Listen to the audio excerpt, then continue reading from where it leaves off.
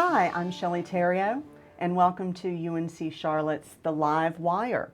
Today we are going to be talking about the campus's enormous growth, particularly over the approximate past 10 years.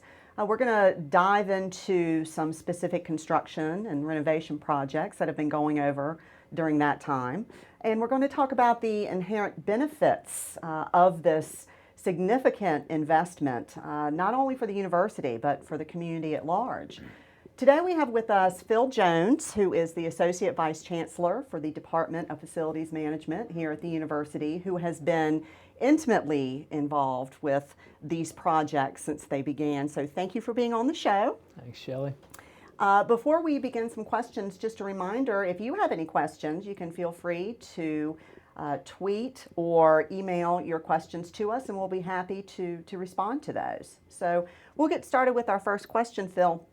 Would you just share some general campus growth highlights, some statistics, if you will? That'll kind of help us get our arms wrapped around what we really mean when we're talking about this enormous growth. And while you answer that, I'm going to be going through some slides of some images of campus that have basically been built over this past 10 to 12 years, and actually some projects that are currently in construction. Great, thank you. Well, it really is an amazing story. The student population at UNC Charlotte, as many know, has grown from about 17,000 students in the year 2000 to over 27,000 this last fall. In that time, we've done over $1 billion of capital construction here on campus. So essentially, the campus is transformed. I often talk to people who haven't been on campus for a year, 2 years, 5 years, alums and others, and they're just amazed. They can't even find their way around campus because of the growth. In that time, we've built 11 new academic and research buildings, 4 new residence halls, and 1 more getting ready to start in the spring into construction. We built 4 parking decks, large parking decks. We built 3 regional utility plants, a football stadium, which everybody knows about, and actually during that time a new baseball stadium, a new tennis facility, major recreation fields with artificial turf for intramurals and recreation, and the list kind of goes on, an alumni center, a chancellor's residence. So it really has transformed the campus in that time. So this has just been an enormous undertaking, and you had mentioned approximately $1 billion has been spent since about over the past 12 years. Can you tell us just a little bit about where this money came from? About half of that money came from state appropriations. In other words, the legislature supported funding of those academic and some of those research buildings. And the other half came from what we call fee-supported or auxiliary services on campus, and that's housing, dining, and parking, and other sources of funds. So UNC Charlotte has really contributed to the overall growth of its own campus by that fee-supported, and the students have contributed to that. Speaking of the money, let's talk a little bit about the benefits of this investment, not just for the campus, but for the community at large. There's lots of different areas where I think that the return on investment is very significant, whether it's research or quality of life. Please share some with us. So first, there's just the economic benefit of the projects themselves, and those jobs that are created by the construction, the design and construction of major facilities like that. So you've got a significant number of people that were employed through those construction projects. And we always try to focus, when we're hiring both designers, architects, and engineers, on local firms or firms from the metro area, the surrounding area around Charlotte. And also when we do construction, when we hire the contractors, we try to focus on local firms and local people, so that money stays here in the community for the most part. And we make a conscious effort of doing that.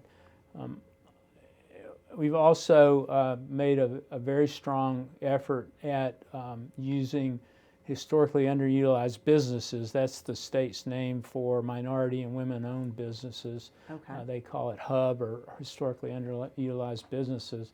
And we've had a phenomenal track record in that regard. On our larger projects, we've achieved 30% or more of minority and women-owned businesses or HUB businesses, and have set the bar very high. In fact, we're one of the top performers in the whole UNC system in our HUB program, so we're very proud of that effort as well. Yes. And those are majority are local firms as well. So and that has an economic impact, because that allows those firms to grow and to go to the next level in what they're doing locally, and hopefully get better jobs, bigger jobs as they grow their capabilities to perform on these larger construction projects. So on top of just the immediate impact of those construction projects, there's the economic driver of these new facilities. And there's some great examples here at UNC Charlotte of what we've done. The Energy Production and Infrastructure Center, I think, is a great example. EPIC, and right? EPIC, Mm-hmm. And EPIC has brought partnerships with a lot of the energy firms that are now relocating to Charlotte. And I won't name any names, but Charlotte's become a hub for energy and energy production, energy infrastructure. And that building, that facility, brings that synergy to that effort here in Charlotte. And many of the firms like Duke Energy and Siemens and Westinghouse have contributed to those programs that are in that building, just to name a few. So there's that economic driver, that the facility provides the wherewithal to build partnerships, to do research that will again be an economic driver in the region. Portal is another example of that. That's our business incubator building, where smaller firms or startup firms can come in, can cooperate with professors, with faculty, and further their business, maybe take products to market. And again, it's serving as a great economic engine for the Charlotte region. And Those are just a couple of engine. examples, and there's multiple more that you could name, but that's what the facilities do. They really provide that economic engine to the region. What about the research piece of it? Because I would presume a lot of knowledge and research comes out of these buildings from these partnerships Right. that are being done. Could you add a little bit more to that piece Well, of I'm it? certainly not an expert on that. It's not our forte, but as we design these buildings, we design them to be flexible. We design them with all of the bells and whistles for research, the laboratories, all the things that go along with that. So they're very high-tech buildings to begin with, and they provide that modern, state-of-the-art laboratory that our researchers need to further in all those areas that they're doing research. I think another project that comes to mind in this regard is the Center City building, Yes. because it's our first building that's not on the main campus, but it's right in the middle of uptown Charlotte, and it's made those connections with the Charlotte business community, the banking community, and the other business communities down there in Center City of Charlotte, and it's really, again, been a great economic driver, I think, for the region. That's fantastic. Let's touch a little bit on quite a prestigious award that the Facilities Management Department just earned on behalf of the university, and it is the nationally recognized Award for Excellence. Could you tell us a little bit about the organization that gives this award, APA, and tell us a little bit about the award itself? Yeah, thank you. We're really proud of that award. Everybody in the department is excited that we've been recognized at the national level. But APA is our organization, our professional organization for higher education facilities. And so it's actually an international organization, because there are many members from overseas and Canada that are part of that. So they give out an award once a year for facilities organizations that have achieved a certain level of excellence. And we were really proud to be a recipient this year of the 2014 award. I think it marks, it's really a recognition of the hard work that all of our facilities employees do every day on campus to make this a great place to live and work at UNC Charlotte. And it reflects the teamwork that we display, the customer service we display, and the continuous improvement, the ethic and commitment to continue to improve the campus and the way we serve the campus. So we feel like it's a recognition that we're doing good things here. We're creating a special place. A campus of distinction is the way we like to say that in facilities management, and it's something we can all be proud of. So the award really recognizes that effort, and it absolutely does. And we have this distinction for 5 years. Is that correct? That's right. That's we have to live up to that now. Absolutely, absolutely. Keep working to get better. Up for the task. Yeah. Absolutely. Constructions and renovations are thoughtfully executed from the university's campus master plan, which was revised back in 2010. And I'm going to just read a brief excerpt from it first. It says, as a process, the master plan helps identify problems, needs, and aspirations. The master plan as a product helps link programmatic growth with physical development and resources.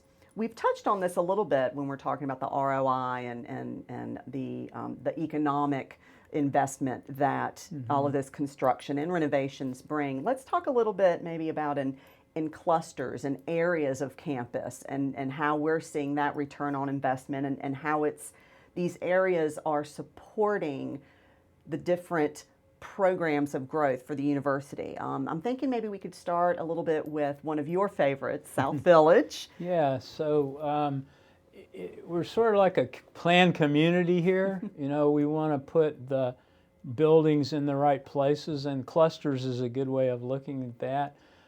So we try to organize around principles: academic, athletics, student life, student housing, research, and get the buildings where there'll be some synergy between the different clusters, so to speak. I like the way you put that. And one area that has really blossomed is the student housing area, and the master plan had 3 different student villages. And it's great to think of it as a village because it really is a living, learning village where students live these days. And so there are 3 of those: a North Village, which is primarily oriented on upper class students, an East Village, which is just partly built out now, and also oriented on upper class students, and then a primarily freshman oriented village, which we call South Village. And if you've been on campus at all, you know, you've seen the 4 high rises, white monstrosities that we, as we sometimes refer to them, we always use the term sort of early Soviet-style architecture, Yes. Cold War architecture for those high-rises that were built in the late 60s, early 70s. So the concept that was brought forth in the master plan and later developed further through a sector plan was to turn that into something really, to transform it really into a pretty special living and learning area for our freshmen. Oh, yes. And the way we are doing that is to build 3 new residence halls for freshmen, specifically oriented for freshmen, and to put right in the middle of this village a brand new dining hall, which is now named South Village Crossing. And Crossing is a great name because it's right in the center, and it's where a lot of the living and activity will take place, almost like a mini student union. It's going to be a really first-class facility when it opens in the next couple of months. Can you describe the dining hall in just a little bit more detail? Well, if you've been, those of you on campus, if you've been in Crown Commons in the student union, I describe it as Crown Commons on steroids. Because it's going to be a wow factor when you walk in there. It's going to have all of the different venues of different types of food. It'll have not only an a la carte area where you can go in and just buy a meal, charge it on your charge card, but also a meal plan area where it's all you can eat, and you go through the door and it'll have, oh gosh, I can't even describe the various venues that are in there, but multiple food choices of every kind of and a thing you huge can sense think of of. space just Yeah. for students to congregate, Space faculty. to study, space to congregate. Very versatile. Very versatile. It has some great outdoor space. It's got a patio. It's got an area on the first floor where we can actually, it's enclosed, but we can open the windows to create an outside space. So it's really going to be a first-class area. So we created that village concept. We've built one new residence hall. We have one of the high-rises under renovation, Holzhauser Hall, which will finish next May. And then over several years, we'll renovate all of the other three high-rises, and a second new residence hall, in construction. And then in the spring, in March, we'll start on the next new residence hall in that area. And the announcement was just made yesterday that that will be Levine Hall, and will house our honors program and our Levine Scholars program in that new residence hall. So that's a real exciting kind of final touch on that South Village area. And so I don't know of anything like it in the country where we've linked all those pieces. We built a parking deck there for the students who live there. We built a regional utility plant so that the whole thing is very energy efficient. And we realigned the roads through there to actually connect, so we have better connectivity around campus. So really exciting transformation of what was probably one of the ugliest areas of campus. It went from the ugly duckling, and now it's turned into a swan. Exactly. And it truly well, it will. It's getting not there yet. It's getting there. We're getting there. And it truly is a living, learning environment, which is very critical in the campus plan. So that's huge. Can we touch a little bit, switch gears, talk a little bit about another area? It's very different, but also very significant. CRI. CRI, or the Charlotte Research Institute. Yes. And again, this is a transformation. In 2002, if you had been on that side of campus across Toby Creek, between Toby Creek and Highway 29, it was all trees. It was all forest, except for some recreation fields that sat kind of right in the middle of that area, of what is now the football stadium. So again, it's a great story of transformation for the university. The vision was that we have a second front door. And many people know at that time it was kind of hard to find your way into campus. The only real way to get into campus was from University City Boulevard or Highway 49, which is another good story about the transformation of that entrance. But the vision was to connect to North Tryon Street and Highway 29 to have sort of a second front door and a better connection, because we knew that North Tryon, of course, runs all the way back into Center City, and again, trying to make that connection and make Charlotte is our home, and we want to be connected to the city. So that area has been transformed over these last 10, 12 years to a research-centered part of campus, and that's why we call it the Charlotte Research Institute, but also houses a lot of the engineering programs on campus. So it's a great fit for science, technology, engineering, part of what UNC Charlotte does today. So we've built, 5 buildings, major buildings over there now. Grigg Hall, Duke Hall, Bioinformatics, Portal, and now Epic and Portal. A regional utility plant again to make it energy efficient, parking deck, and just really created a very synergistic research campus on UNC Charlotte proper. We created that front door to the campus off of Highway 29, now very much, and now light rail is going to come right there to that front door and have a stop right at J.W. Clay, and within a block of the whole research campus and 2 blocks of the football stadium. So a tremendous transformation of that part of campus. Right, as which well. we're still hoping for that to hit sometime in 2017. That's what we hear. For the stop to open, so that Right. will be fantastic. New construction is starting to transition a little bit into, well, not a little bit, a lot into renovation.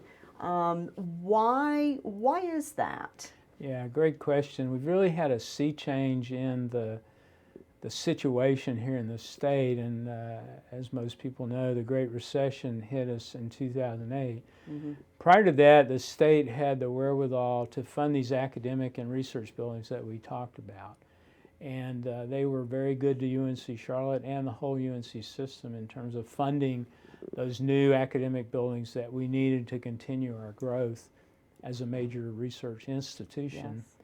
And unfortunately, when the recession hit, that also impacted the state's economy. It impacted the revenues coming to state government, and they didn't have the wherewithal to borrow the money to build these academic buildings. So that support for new academic buildings stopped about 2008, 2009. And so when we finished EPIC, that was the last appropriated building that we got money from the state to do. We were still building the fee-supported facilities like the residence halls and the parking decks and the dining hall we just talked about a minute ago. Right. But we could talk about the housing part of that as well later on. But because of that, there's been a great recognition that we really need to take care of what we have.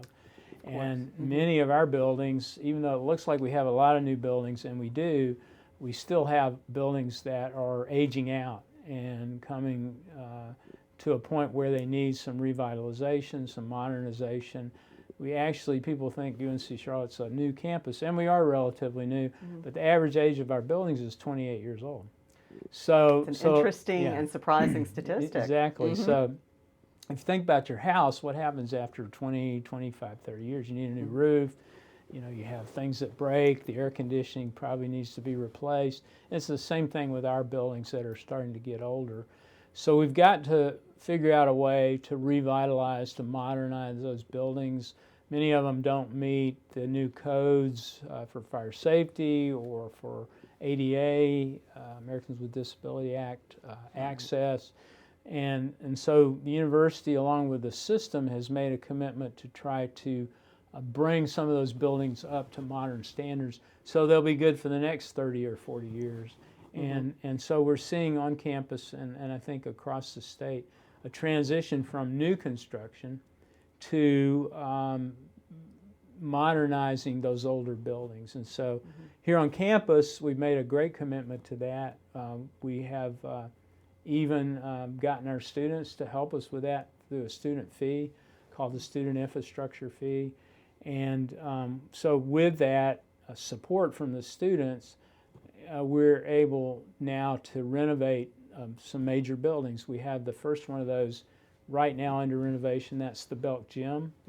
And it's about halfway through. Next May we'll open that, and it'll be bright, shiny, new, and not anything like what folks remember of the Belk Gym. It'll have a great space for recreation. It'll have cardiovascular equipment in there, and which is something the campus is woefully short. The gymnasium itself will be air conditioned. We never had air conditioning in there. Pretty tough in the summer to play basketball or whatever you want to do in there on those courts if you don't have air conditioning. And it's just going to get a facelift. All the mechanical, electrical, HVAC is going to be improved and modernized. The bathrooms, the locker rooms, all going to be modernized. So that's number one out of the chute. And then behind that, we've got several other older buildings that we're in design now to modernize. The Burson building, which is the chemistry and physics building on campus, is preparing to go under modernization. We are looking right now at the Colvard building and the academic complex, which is some of the oldest buildings on campus. Denny, Macy, Winningham, Bernard will undergo a renovation. And I understand that some of these are still in discussion, and you're working very closely with different partners about this. Is there anything you could specifically give on some of these academic buildings that could hopefully be expected with the renovations, like in Burson? What might we see happening? Right. So again, back to that analogy of your house and the systems wearing out, one of our primary focuses is to make sure that the heating and air conditioning works properly. Right. You know, we've got a new heating and air conditioning system. The roof doesn't leak. That we've got all the electrical systems up to code. We've got the bathrooms, the restrooms up to code where there's enough fixtures in there to support the building. And along with that, we want to modernize the classrooms, to make over a little bit of facelift on those, along with a lot of the laboratories, and try to, in Burson in particular, we're trying to expand the laboratory capacity, because right now they can only get so many freshmen and sophomores through chemistry and physics, and they really need more capacity. So we're going to add some laboratory capacity into that building as well. Okay, fantastic, fantastic, and needed. Are there any we're running out of a little bit of time, so that's why I paused. Okay. But let me ask you one other quick question. If you could touch on road infrastructure, that maybe is not as sexy or as exciting. Oh, of course it is.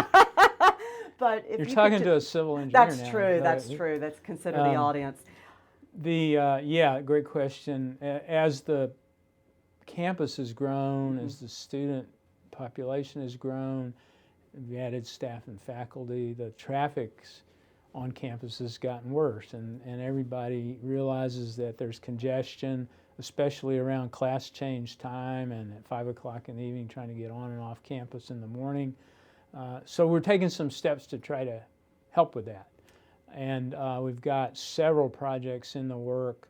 We're realigning Phillips Road, which is the only connection from the older part of campus up to CRI right now. Right. We're going to make a four-way intersection at the bottom of Craver Road and go across with a new bridge across Toby Creek up to CRI, up to the football stadium.